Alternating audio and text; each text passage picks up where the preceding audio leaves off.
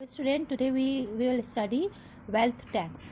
Okay, so first of all we should know what is wealth tax. Wealth tax क्या है, ये किस property पे लगता है और ये कितने परसेंट पे लगता है. ओके, और वैल्यूएशन ऑफ प्रॉपर्टी किस डेट को होती है. ठीक है ना, ये हम सब इंट्रो में पढ़ेंगे. ओके, नाउ वेल्थ टैक्स क्या है. Wealth tax is a tax on accumulated wealth. Wealth tax जो है वो टैक्स है एक्यूमुलेटेड वेल्थ पे, that property of an assess, property of an assessee. ठीक है ना. वेल्थ टैक्स क्या है, टैक्स है प्रॉपर्टी पर. ठीक है ना, किसकी, एसेसी की प्रॉपर्टी. एसेसी कौन है, जो टैक्स पेयर है. ठीक है ना. Now first of all we should know के वैल्यूएशन ऑफ प्रॉपर्टी जो होती है या वेल्थ किस डेट को होती है. ठीक है ना, मतलब जिस पे टैक्स, वेल्थ टैक्स लगना है, that is on the last day of the previous year.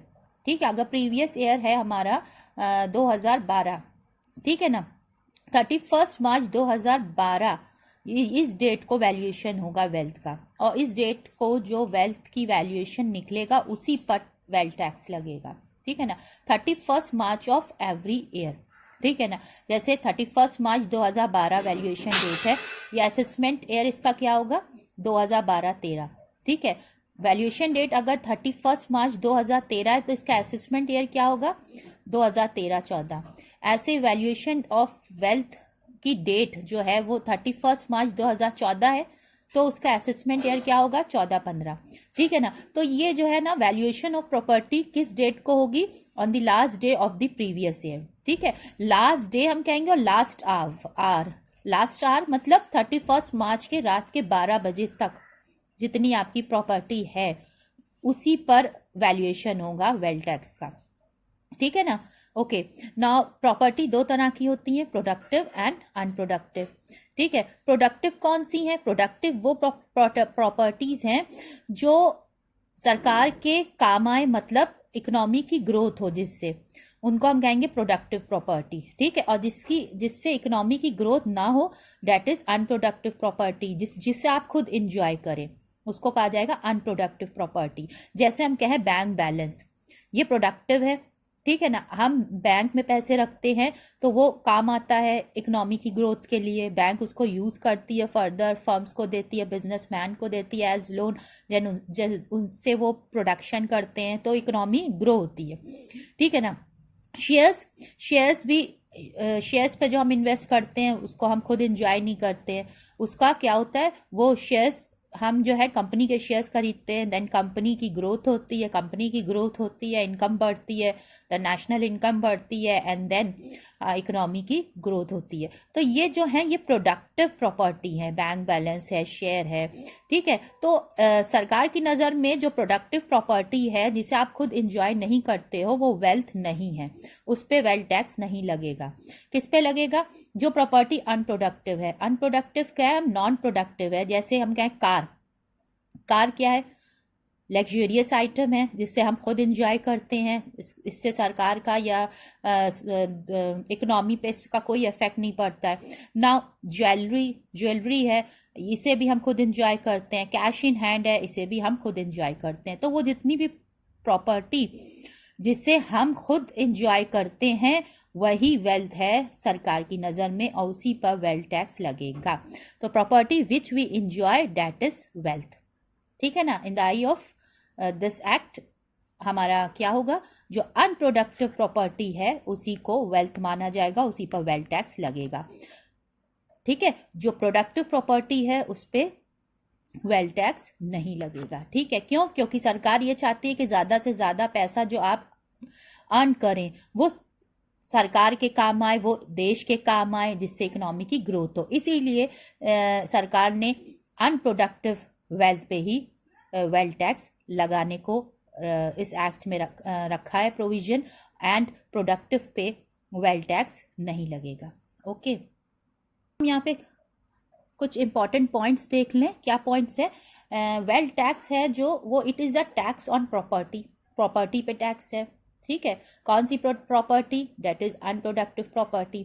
Then it is a direct tax, इसको हम डायरेक्ट टैक्स कहेंगे. ठीक है। एग्जेम्पशन लिमिट क्या है इसकी, कहाँ तक टैक्स नहीं लगेगा, या आपकी प्रॉपर्टी की वैल्यूएशन अगर 30 लाख है तो 30 लाख तक कोई वेल्थ टैक्स नहीं लगेगा, 30 लाख को क्रॉस करेगी तब आपका वेल्थ टैक्स लगेगा, ठीक है ना। एग्जेम्प्टेड लिमिट है 30 lakh. Exempted limit is applicable on individual, HUF and company, ठीक है ना।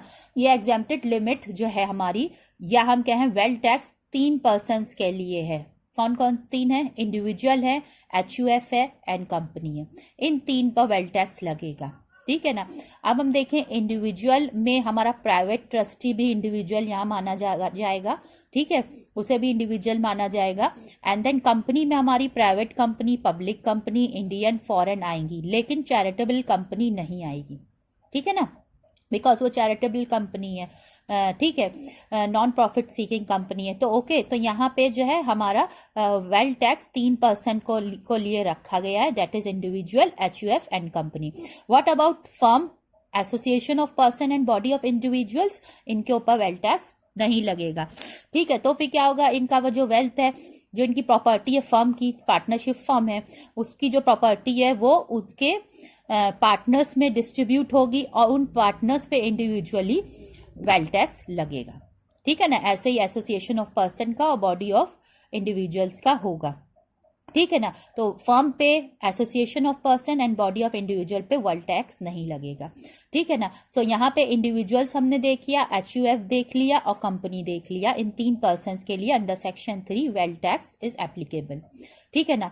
नाउ जो एग्जेम्पशन लिमिट है ये इन 3 पर ही है, इंडिविजुअल, HUF एंड कंपनी, ठीक है, इन्हीं 3 के लिए वेल्थ टैक्स है। And rate of wealth tax क्या है, 1% लगेगा वेल्थ टैक्स, ठीक है। एंड नो सेस, ठीक है, सेस नहीं है, हायर एजुकेशन टैक्स नहीं लगेगा इस पे, ओनली 1% का वेल्थ टैक्स लगेगा, ठीक है। Now according to section 45 wealth tax is not imposed on, इन 6 पर नहीं लगेगा wealth tax. Companies under section 25, non profit seeking companies जो सेक्शन 25 में आएंगी उन पे वेल्थ टैक्स नहीं इम्पोज्ड होगा। कोऑपरेटिव सोसाइटी पर वेल्थ टैक्स नहीं लगेगा, सोशल क्लब पे नहीं लगेगा, पॉलिटिकल पार्टीज पे नहीं लगेगा, म्यूचुअल फंड्स पे नहीं लगेगा, RBI पे नहीं लगेगा। तो ये हमारे इंट्रो है, ठीक है ना। नाउ हम देखें वेल्थ टैक्स किस पे लगता है, नेट वेल्थ पे लगता है। तो नेट वेल्थ हम कंप्यूट कैसे करेंगे, एसेट्स हमारे, ठीक है, उसमें हम डीम्ड एसेट्स को मिला देंगे, ठीक है। डीम्ड एसेट यहाँ पे क्या मतलब है, डीम्ड एसेट का मतलब है कि वो प्रॉपर्टी जो हमने अपने रिलेटिव्स के नाम, जैसे हमने अपने हस्बैंड ने अपनी चाइल्ड के लिए प्रॉपर्टी ली in the name of child, या अपने in the name of wife, तो उन सबको माना जाएगा डीम्ड एसेट्स, ठीक है। तो उनको भी सरकार ने कहा उनको भी हम ऐड करेंगे, ठीक है, to compute wealth, to compute property, ठीक है ना। ओके, हस्बैंड ने अपनी वाइफ के नाम लिया है तो वो भी ऐड होगा, अपने बच्चे के नाम लिए प्रॉपर्टी तो वो भी ऐड होगी, और जो उसके नाम है वो तो हमारी आई गई इसमें, ठीक है ना। Now minus exemption under section 5, जो एग्जेम्पशन है वो हम पढ़ेंगे, वो हम इसमें से माइनस कर देंगे। डेप्स, हमने कोई लोन ले रखा है या बोरोइंग की है टू एक्वायर एन एसेट्स, तो वो डेप्स यहाँ पे हम माइनस करेंगे, ठीक है। जो ये हमारी आएगी वो होगी नेट वेल्थ, मतलब एसेट्स में हमने डीम एसेट्स ऐड किए, देन एग्जेम्पशन जिन पे है अंडर सेक्शन 5 उनको लेस किया, देन डेप्स को लेस किया, वो डेप्स जो हमने ली है टू एक्वायर करने के लिए एसेट को, वो डेप्थ माइनस करेंगे जो नेट वेल्थ हमारा आएगा, ठीक है। ना इसमें से हम बेसिक एग्जेम्पशन लिमिट को माइनस करेंगे, वो क्या है, 30 लाख है बेसिक एग्जेम्पशन लिमिट। तो टैक्सेबल नेट वेल्थ हमारी आ जाएगी जिसपे वेल्थ टैक्स लगेगा at the rate of 1% and no cess, education cess and secondary and high education cess नहीं लगेगा।